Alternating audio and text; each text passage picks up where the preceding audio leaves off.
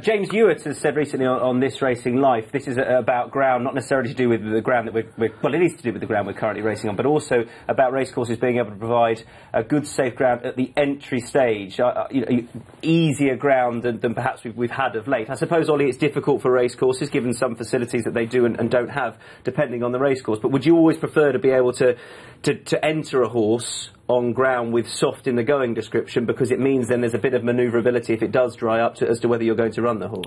The only thing I'd say is watered ground is the most unsafe ground. Plenty of us are training horses in the summer. Horses want good ground.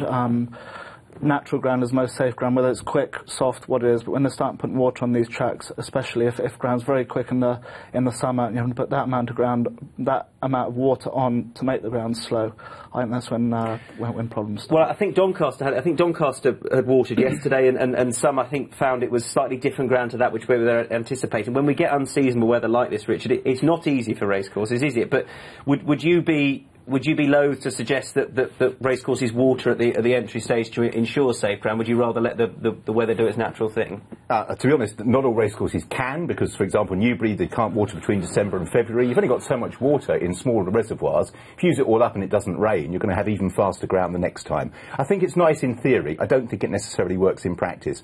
Ollie's dead right. When a course has been watered and it then rains on the day, Cheltenham can fall victim to that. They try very hard. They don't have many meetings to start on good to soft. But then if it rains, Ollie, on the day, all of a sudden it becomes really loose and goes deep really quickly. No one's forced to run horse. The ground's quick, you don't have to run, so... Have you been at a stage here, given the weather conditions we had, you've been entering horses that you think that there's essentially no chance we're going to run here, but we'll just enter just in case? Of course you do. We're all in the same boat. It's no different for Joe Bloggs than it is to me, to Paul Nicholls and Nicky Henderson, so we're all in the same boat. I mean, it has been a testing time, we know that, but as Patrick Mullins said, some horses are making full effects of it, because some horses want this decent ground, so they have benefited from that.